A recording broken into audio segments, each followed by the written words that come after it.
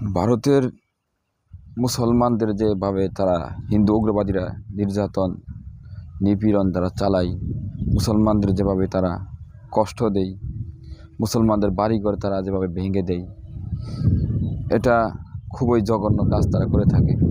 এবং কি কাশ্মীরে পহেলগামে যে হামলাটা তারা করেছে, তারা একটা ষড়যন্ত্র করেই তারা হামলাটা করেছে। তারা নিজেরাই হামলা করে পাকিস্তানের বিরুদ্ধে বা মুসলমান যারা যে সকল আমার ভাইয়েরা কাশ্মীরের স্বাধীনতাকামী মুসলমান ভাইয়েরা তাদেরকে উপরে দোষ চাপিয়ে দেওয়ার চেষ্টা করছে।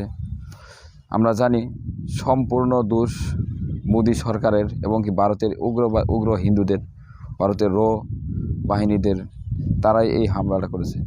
করে আবার তারাই আবার পাকিস্তানের উপর দোষ চাপিয়ে দিয়ে তারাই আবার প্রথম হামলা করলো পাকিস্তানের বেশ কিছু জায়গা তারা ভাঙচুর করলো, বেশ কিছু ভালো ভালো মূল্যবান কিছু মসজিদ তারা ধ্বংস করলো, কতগুলো মানুষ তারা মেরে ফেললো, অসহায় মানুষদের তারা মেরে ফেললো অন্যায়ভাবে। তারপর পাকিস্তান যখন তাদেরকে পাল্টা হামলা যখন করলো এবং কয়েকটা যুদ্ধ বিমান যখন ধ্বংস করলো, তখন আবার রাত্রে যখন বিমান হামলা করলো, ভারতের কয়েকটা সামরিক স্থাপনা ধ্বংস করলো এবং আকাশ প্রতিরক্ষা ব্যবস্থা ধ্বংস করে দিল পাকিস্তান।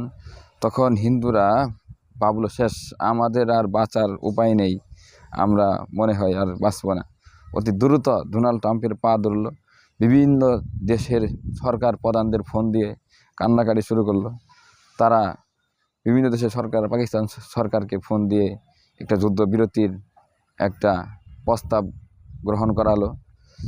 আমার কথা হলো, এই যুদ্ধ বন্ধ না করলে খুবই ভালো হতো।